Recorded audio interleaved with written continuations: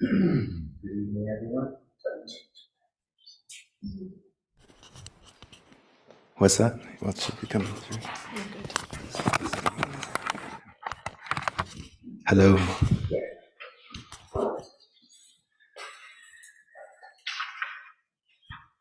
Hi, everyone. Good evening. Welcome to Upaya. Is anyone here for the first time? Hi, welcome. Thank you. For those who don't know, this is our first truly open Dharma talk since the beginning of the pandemic, March 2020. So thank you for showing up, and thank you, Keido, for making this possible. We're kicking off the Planting Life program that's starting tomorrow night, and you can still register for online. And for any of you who are local Sangha members, you can come on Saturday morning at 8 o'clock if you'd like to participate in the ceremony for planting. We have a small garden that we're just starting for the first time as we moved from our old garden, and Troy will be offering blessings there, and Wendy Johnson will be leading us in the ceremony of sowing the seeds with a few others. So thank you all for being here, and I won't embarrass you by introducing you, but I just want to say that Troy and I ordained together in 2015, and I'm just so grateful for his presence in my life and for his presence here at Upaya, and for his deep teachings. And I'm so grateful for you sharing with us tonight. So thank you. We'll start with the verse before the Dharma talk.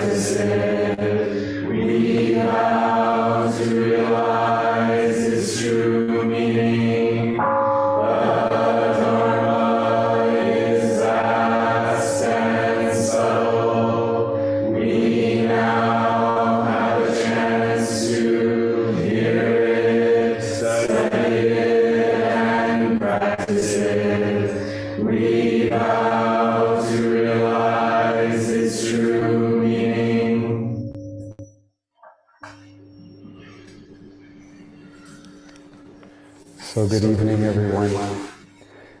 It's really good to be with you in this very beautiful place once more, albeit on this windy and stormy evening. We can use the moisture here in the Southwest, so we welcome that. It's really good to be with you in person. As Noah said, this is the first time in so many years that we could really be together. It's also my privilege and my pleasure to welcome those online around the country, maybe even the world. It's wonderful to be with you also. So for those of you who don't know me, my name is Keido Troy Fernandez. I'm a 13th generation Northern New Mexican of Spanish, Tewa, and Sephardic Jewish roots. Okay, and a little Chinese just for good measure, about 6% according to my blood research. I'm a practicing psychotherapist, and I'm also a novice priest here at Upaya. I'm also really happy that I could gather with you on the eve of this year's Planting Life program, and I just can't go further without recognizing our very own dear Wendy Johnson, who is with us year in and year out as a kind of resident earth mama, bringing to us the teachings of planting persistent culture, from the native lands all around where she lives, and also here in our very own New Mexico.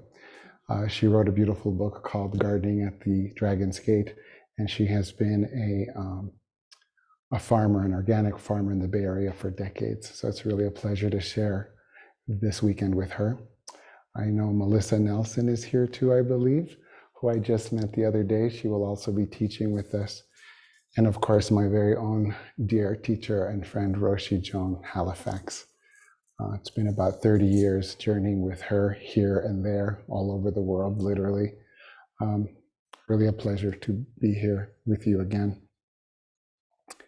Please let us also call to mind the abuelas and abuelos, all the ancestors, yours and mine, on whose mighty shoulders we stand, this Mother Earth. Sin ellos, no somos nada. Without them, we cannot be. This evening's Dharma talk is entitled, How Will You Plant Your Life? What could it mean? The Dharma is vast and subtle. Does everyone know what Dharma is? I know there's a lot of practitioners in the room. Does anybody know what it is? Anyone want to share their thought? What could Dharma be? Anyone? I'm on the hot seat. You're not. You can take a chance. What is Dharma? Love. The law? Love. Being. That's good. Any other thoughts? Yeah. The way things are. Yeah, Natalie, exactly. So wonderful. Of course, commonly we think of Dharma, or classically we think of Dharma as the Buddha's teaching. And that's plenty wonderful. But maybe it's helpful to see if we can see it even more simply than that. Your own simple awareness. Apropos of your comment, Natalie, I was just the other day heard Natalie speak at a very wonderful talk that she gave at this year's literary festival, where she referred to the Dharma just as she said now, the truth of things just as they are. My ears pricked up at that. So simple and direct and ordinary. She spoke of a beautiful French woman who wrote about her ordinary life for years and years, and some years back won the Nobel Peace Prize for Literature. I don't remember her name. Annie Ernaux, yeah. And what I took away from that, because I imagined that the people that came to her talk really were wondering, how can I be a good writer? How do I do this? And I think she probably gave that example to really illustrate what it means just to be ordinary. Maybe there's something wise and powerful in it for us to consider. So it's been almost, about 7 years now or so, I lose track, maybe 8, Roshi could tell me, that Roshi asked me to be on the faculty of what was then called Ancient Lands, Today's Planting Life. I can still recall we were up at the refuge, and we had gone on a long hike, as we customarily do with Roshi. And upon our return from the hike, she said, I have this idea. I think I'd like you to do a program where you talk about your ancestors. You have such a rich knowledge of your culture, she said. I'd been plying her with grandmother's dichos and never seemed to lose the opportunity to talk about my culture, the architecture, the history, the lore of the people around the villages on the high road on the way to the refuge. Mi tierra, as we say in Spanish, the very heart of where I come from, literally my dirt. I love that about Spanish. It's so poetic and direct. Mi tierra, right? That's when you're from someplace, we say the dirt, or in the dirt I'm from. It'll be great, Roshi said. Okay, but I had doubts. I said yes, but inside I was doubting. What on earth could my cultural lens and lineage have to do with Dharma in a Zen center? But Roshi said it'll be all right. Don't worry. I began to live into this question, more scared than sure, as I've mentioned. I needed to understand it for myself. Even now, even right now, I wonder, what could this truly mean? Over the many years, we have visited the sacred lands and sites of the Tewa and Hispanic peoples just north of us. From Sankawi to the Tewa lands of Santa Clara, the old churches and chapels, the acequias on the high road. We have planted many, many beautiful gardens in this valley, traveling in pilgrimage, the guests of various generous communities, each year mending the earth, ceremonially planting and watering seeds. Tewa blue corn, bolita beans, squash, heirloom chili from Chimayo. Grinding the corn on my great-grandmother's metate, dancing, eating, and reveling. And still, I have found myself doubting, asking, what is the meaning of all this? What could I possibly offer? Maybe I'll run out of dichos, I think. What can I bring? Like a strange kind of koan, the question pokes and prods at me. What could it mean to plant life? I show up. Doubts and all, I show up. Does everyone know what a koan is? Any ideas of what a koan is? What is? Koan. What is a koan? Oh, I'll tell. Go ahead. story? Yeah, it's a kind of Zen riddle, a nonsensical riddle that helps us perhaps to go beyond regular thinking, to demonstrate perhaps the inadequacy of logical reasoning, to provide, to provoke enlightenment. Okay, another path towards understanding. So I have read there are even as many as 1,700 koans. I think 100 or so in the Blue Cliff record. I will talk a little bit more about koans down the road later. But in any event, maybe it's also helpful to consider that there are countless riddles, so many curious questions en este camino, this road we're on. Really, as Roshi Joan likes to say, consider, why am I really here? Why am I here? For some 30 years or so, I have pondered this question more intently, following this path and that, sitting, not sitting, stopping and starting. Pick a path, any path. If that path, pick it as often as you like, take that path as often as you like. If that path has a heart, then it's a good path. If it has no heart, then maybe it's not a good path. So says Don Ruiz of the Four Agreements. Does your path have a heart? Does your path have a heart?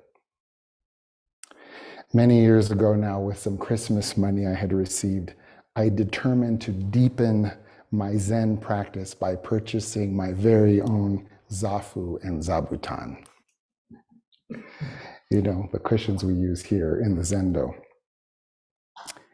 And so my search took me to this very wonderful store. You might know about it. It's called Sachi Organics. It's a locally owned Japanese family who makes these beautiful cushions. And so I went there with my Christmas money, kind of funny, in hand to purchase these cushions for my meditation practice. And there at the counter, as I was making my way to leave, I encountered this lovely young woman by the name of Ayumi. And Ayumi says to me, "Are you a meditator?" I say, "Yes." And she says, "What what kind of practice do you have?" And I say, "I'm a Zen practitioner." "Ah, very interesting." She goes, "I study tea." tea, should I say, yes. The Japanese tea ceremony. Did you know, she says, there is an organization right here in Santa Fe, it's called Chado, devoted to the study of tea. You might want to check it out. I think you would like it. My ears pricked up again. That was a Saturday. By Tuesday, I was in my very first tea lesson. I show up, right? I show up. I don't know what I'm going to do there, but I show up. I can still recall that first beautiful lesson. I walked into this very organized, beautiful tea space with every manner of tea accoutrement. And there in the corner was a beautiful tokonoma, kind of altar space in the tea room. Just let yourself relax. Take in the sights, the sounds, and the smells of the tea room the teacher instructs. I bow before the tokonoma. There, hanging in it, was a beautiful calligraphic scroll. I could not read it, and I asked, "What does it say?" The teacher replied, "When the mind is still, the tea is fragrant. When the mind is still, the tea is fragrant." My whole body sensed a kind of softening. Seemed right, seemed nice. Tea and still mind. But what could it mean? Another kind of funny koan. You may know that tea and Zen are considered to be of one taste, so it's not uncommon to have these kind of, sayings hanging in the tea room as a way to incite deeper awareness and reflection. Years later, I devoted myself quite seriously to the practice every Tuesday, right after work. Straight from work, I went to my tea lesson. And even after a long, tiring day at my corporate job, I came to the lesson that day. I sat seiza, which you might know is a kind of kneeling position. And I sat before the kama and the tea bowl.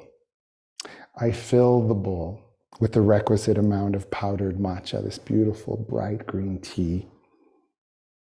I'm so tired from the day's work, but somehow I managed to allow my arm to be an extension of the ladle as I had been taught. My hand is the cup. I plunge it into the boiling water. I pull it out. I let it go. I release it. I let it go. And there, wafting up from the bowl, was the fragrance of the tea. I couldn't believe it. I thought, perhaps this is my only true, proper bowl of tea I have ever made. When the mind is still, the tea is fragrant.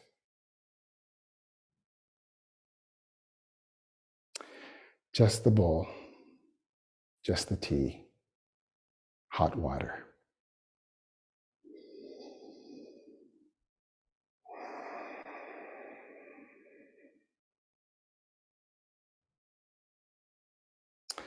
I shared my insight with my teacher, a very strict and exacting person. You might know that the study of tea is no simple matter. It's got a lot of incredibly detailed movements. You could spend the whole of your life studying it, and you might not ever exhaust its possibility and its intricacy. So this teacher, wonderful teacher, a woman by the name of Sakina van Briesen, just over the hill there, she was a very strict and good and excellent teacher, and I shared this beautiful insight about the tea wafting up to me. And she then said to me at that moment, because she was forever correcting me, just nitpicking at every movement, she said, "I want you to know something. In here, in these lessons with me, you can do no right. You can do no right. It is my job to guide you in your every move. But I promise you, I promise you something, that when you go to make a bowl of tea for your guest with your whole heart, you can do no wrong. You can do no wrong. That has stayed with me. It stays with me still. You know, we wonder, do I got it right? Am I sitting right? Am I meditating right? Did I say it right? Did I pick the right person? What's going on? And I just want you to know, really, when you do it with your whole heart, your wholehearted awareness, you can do no wrong.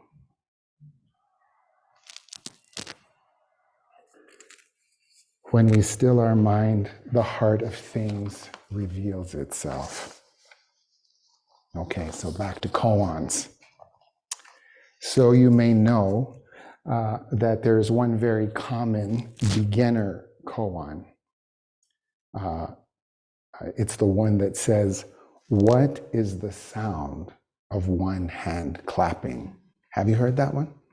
What is the sound of one hand clapping? Okay, so it's a so-called beginner one. And as I might have mentioned, I've been in Zen circles in practice for about 30 years, give or take. And frankly, I have never officially engaged in the study of koans. We don't particularly do that here either. Though on occasion I have thumbed through the Blue Cliff record, toying with the idea of studying them perhaps more seriously. And many years after the communion with the tea that I just described, again, quite tired, maybe that's a clue, I don't know, but I'm noticing a pattern. Quite tired on my way to bed after a long day of work, I remembered feeling almost giddy at the prospect of laying my head on the pillow. I was so tired. And just then, I lay my head down, and there came this phrase, "What is the sound of one hand clapping?" So strange, I had not been studying koans. It seemed totally random. I laughed out loud. No sound. No sound. Of course. I literally laughed out loud. A deeply comforting understanding seemed to wash over me. No logic, just the simple fact, the simple truth. One hand cannot make a clapping sound. How has it eluded me all these years? I had been trying too hard. How could it be so simple? No matter though, you know it. Maybe, just maybe, you always did. Still, not quite sure of myself, the very next morning, I immediately called Noah. He's a kind of, I don't know, Zen nerd. He geeks out on these wonderful kinds of things like koans. Some people Google, I call Noah. So knowledgeable and helpful. True story. I called him and I say, "Noah, you can't believe it. I was going to bed. I don't know what the heck happened. I wasn't studying koans. I laid my head down. There came the koan. And I said, no sound. Is that right?" "You tell me," he says. "I think that's right. Okay, what's the mudra? What's the posture of the hand?" Of course, we were on the phone and I put out my hand. That's it. That's it, he says. "Tell Roshi." So I do. Roshi texts me back. Wonderful. Yay. Green light, green light. I think I got it. It was just like grandmother's teaching about the corn. El maíz es como la mentira, con el tiempo sale. Corn is like a lie. With time, it comes out. The truth is revealed. Grandmother had told me in her beautiful Spanish, "A veces, cuando vas a sembrar una milpa, De repente se te escapa una semilla de maíz y ahí donde no esperabas sale. Sometimes you go to plant a field of corn and a lone kernel gets away from you. And there, where you least expect it, it is sprouting. It is sprouting just when you least expect it. Truth and lies are like this. A seed had been planted. This year, I confess, I had thought to let my field lay fallow, so to speak, and not participate in this year's planting life. I had suffered some significant losses of some friends and have been battling with some challenging disillusionments. So I feared yet again, perhaps I have little or nothing that I could offer. And as I was preparing for this, I was reminded of a journey I took some years ago now. I was endeavoring to study shamanism in the jungles of Guatemala with my teacher, Gigi. And I had gone down very eager to study the way of the Maya and the fire ceremonies there in the jungle. But she always seemed to be having something going on. Her Jeep wasn't working, and now this delay, and now that delay. Don't worry, we'll get there, she says. I have to stop by the mechanic. It'll be all right. And there in the car with us at the time of going to take the car to the mechanic was this guy named Valentin. Ironically and so interestingly enough, he was also a New Mexican, and he knew people I knew in Chimayo. It was just the strangest thing. There we are in Gigi's Jeep, Valentino and me. And as Gigi's messing around with her car, he looks to me, he's kind of quizzical. He says, so what are you doing here? I said, well, I want to study the shaman path with Gigi. And he remarked, you come a long way to learn what's in your own backyard, don't you think? He says, everybody comes wanting something. Everyone wants something, but so few think about what will they give. Powerful teaching right there. That was the whole lesson. I didn't have to go light a fire. There in the Jeep, Valentino says, what will you give? Right.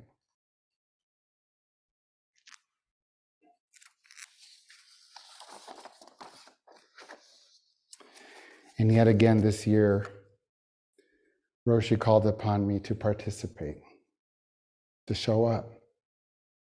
Okay, I think, maybe I can do that. Powerful things tend to happen when I show up.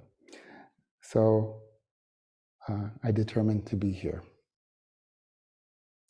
And now I want to tell you about a very intimate journey with my father in our family orchard. I take a glass of water, drink of water here.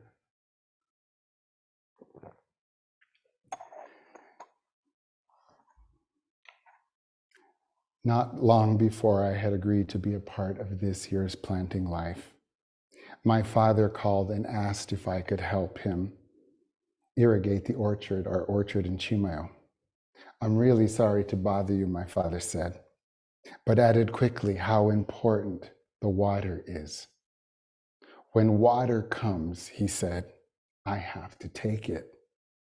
And then for emphasis, he added, even if I have a doctor's appointment, if the water is offered to me, I take it. I cancel other appointments. My father has a life-threatening health condition, so his words landed with extra gravity.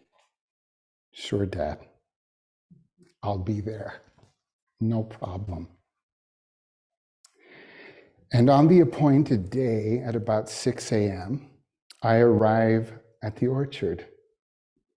Again, not feeling at all well, aching, having not slept well, tossing and turning for a better part of the night. I half-heartedly step out of the car and make my way toward my father to greet him. I'm sure he noticed I was not quite myself, but he made no mention of it.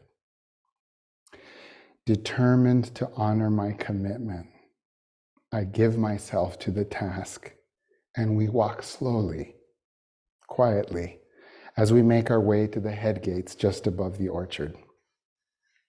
My father was eager to show that I should know how to divert the water from the mother ditch. I won't be here forever, he says. You really need to learn how to do this. My attention and resolve seem to float far above me. Pon atención, he orders. Pay attention. Okay, Dad, I'm listening. We open the compuertas, the floodgates, and release the water. Down through old chili fields, now long gone, now grown over by 4 kinds of apples. Jonathan, stamen, red, and golden delicious. The stamen are my father's favorite. He never fails to let me know how carefully he tends to the few remaining trees of this variety. I smile half-heartedly. There are only about 5 of these trees left. As the water flows down La Loma, past the estanque is a kind of holding container, long since abandoned from a time when the water was more plentiful. My grandfather could water the orchard and then also save some extra there to water intermittently. The water makes its way down to where the land starts to flatten and the fields begin. I wait nearby, shovel in hand, and start to notice that the water does not continue to move as quickly as it had at the start. The water seems to be moving quite slow, I remark to my father. The earth is dry, my father says. It's always like that, the first watering. The earth needs to absorb the water before it can move down the acequia. My senses start to come more alive. Pon atención, I think to myself. I fall into a kind of trance, my awareness flattening across the contours of the landscape. What can this mean? What am I here to learn? The earth must absorb the water before it can move forward. It's like practice, I think. Show up, lean in, pon atención. It has to saturate to a certain depth before it can advance. Can you get that? It has to penetrate a certain depth before it can advance. My awareness expands even further. I stand vigil over the advancing water. As I follow the water's movement across the orchard, I am aware that at times it is necessary to move or clear various obstacles, weeds, leaves, and fallen branches to facilitate the flow and direction of the water. Still, at other times, the obstacles are helpful. The obstacles are helpful, even necessary to help the water slow down, go deeper, and not allow the soil to erode. At other times still, it is necessary to manipulate or work with the obstructions in order to form a new path, to send the water to other trees. When the obstructions are removed, there is a quickening. The water's mounting energy thrusts a new path forward. The water's energy thrusts a new path forward. We will work from this side, my father says. There's an order to this. The land tilts from this end. Gravity will move the water down and across. I cannot perceive the tilt with my eyes, but as the shimmering water expands down and across the orchard, it was just as my father had said. Hey, Pa. It's a funny joke. My father and I call him Pa sometimes. It's a gun smoke thing. Pa, how long have you been watering in this orchard? Since I was a boy. About 62 years now. Your grandpa planted these trees before I was born. From the moment I was able, I have been helping him. I think of my grandfather. I can hear him sloshing through the orchard, regando la arbolera como lo hizo toda la vida, watering the orchard as he had done the whole of his life. I recall hearing from a friend that this year, Santa Fe celebrates its 413th cleaning of the acequia. Incredible. 413 years. The Puebloans and their ancestors have done it for thousands of years.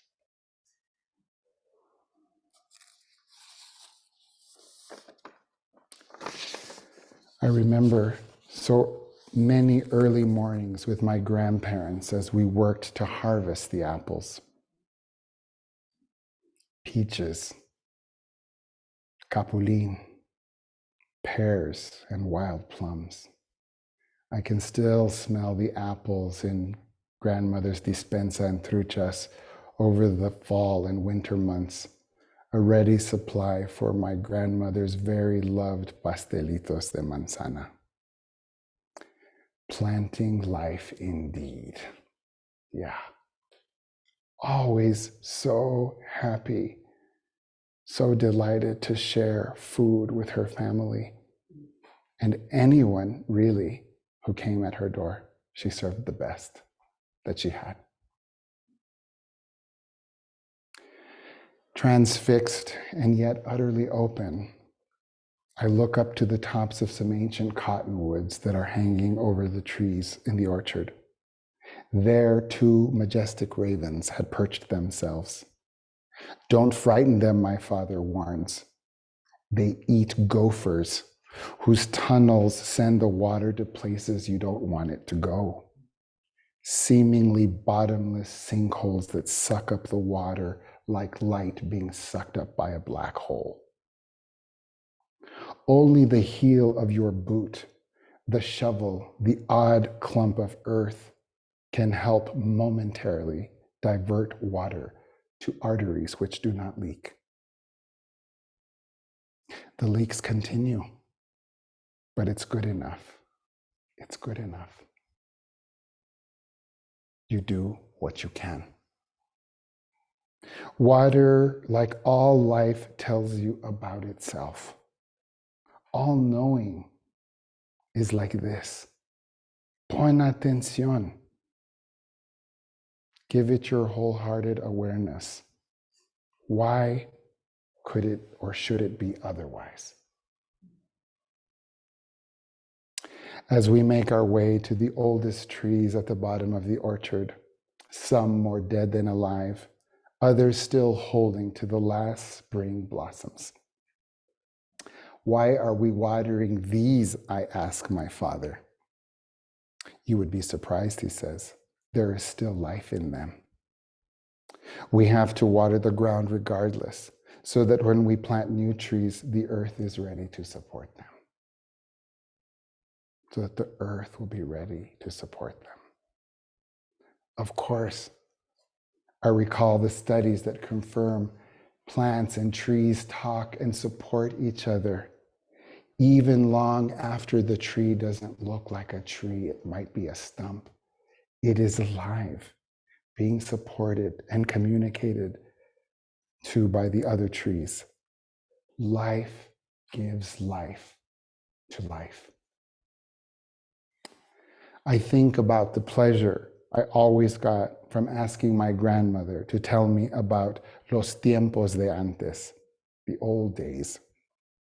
Always she began with, ¿Cómo se ayudaban? How people helped one another, para todo, para la cosecha, la siembra, para enjarrar las casas, And I especially love the story she tells about the very famous hueso guisandero, the sort of flavoring bone that is passed from people with more means to people who have less. A flavoring bone to give flavor to the beans, passed warm hand to warm hand, house to house.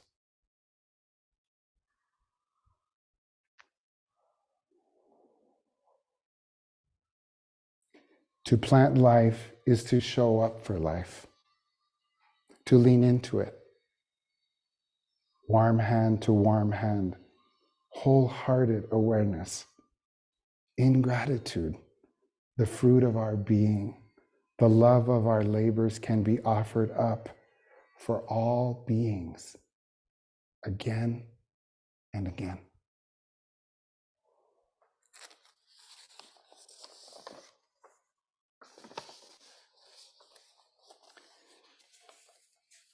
As this first riega, or watering of the orchard, comes to a close, as I'm getting in my car, I can't help but think of the Maha Saccaka Sutra.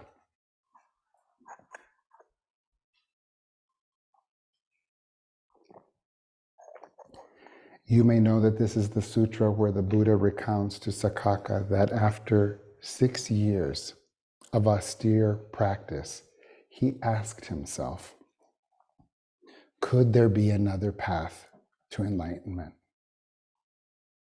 It is said that as he sat with this question more deeply, he arrives at a memory of a spring day when he was about the age of 6. He recalls his father taking him to the spring plowing festival, a time when the rich and the poor came together to plow the earth, a ritual marking the beginning of the spring planting season. Siddhartha spontaneously poises himself in a posture of meditation, and as he sits under a sweet-smelling apple tree, observes the scene unfolding before him. He is open, alert, and gives unfettered attention that sometimes children give to things.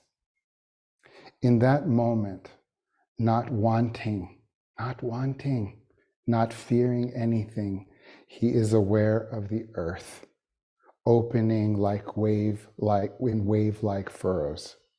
He notices the heat shimmering up off the freshly opened soil. He sees the shining on the sweating faces and the straining bodies of the men and oxen. He notices the flash and sparkling sunlight coming off the bronze harnesses, the dark horns of the oxen. He feels the plodding rhythm of the oxen's hooves. The ringing sound of cowbells. He also clearly hears beautiful sound of bird song as they dive. The shrill of birds as they devour insects, grubs, and worms. And the sight of broken mouse bodies as they lay upon the soil. All this laboring, devouring, struggling, suffering, and dying, endlessly going on along the gaiety, joy, and beauty of that spring festival day. All this enters into Siddhartha's mind and heart, and open-heartedly, taking all the experience and scene unfolding in front of him, in his mind, he finds no inner conflict, no tension, nothing to add, nothing to take away. He experiences a bright, sweet pleasure that is not born out of desire or clinging of anything. It is said that this memory leads Siddhartha to be filled with an energy and assuredness that this is the footstep on the path of liberation. Siddhartha, deepened by this resolve, sits quietly until he can reach full freedom.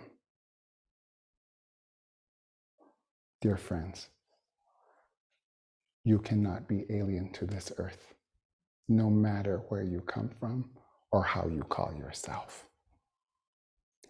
I invite you to consider the very ground of our practice. See how you might show up and take your place on the earth. Ponder, as Roshi likes to say, what watershed do you come from? What nourishes and gives you life?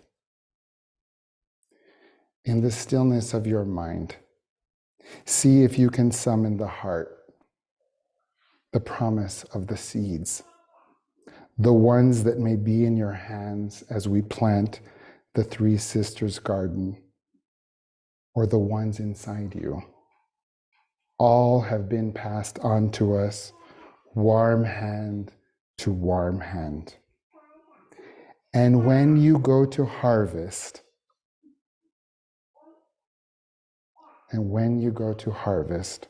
all that surely will grow, give it away. Just give it away.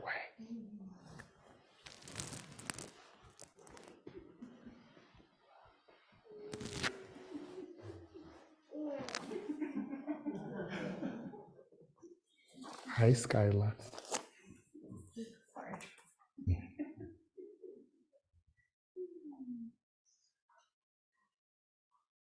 Just give it away.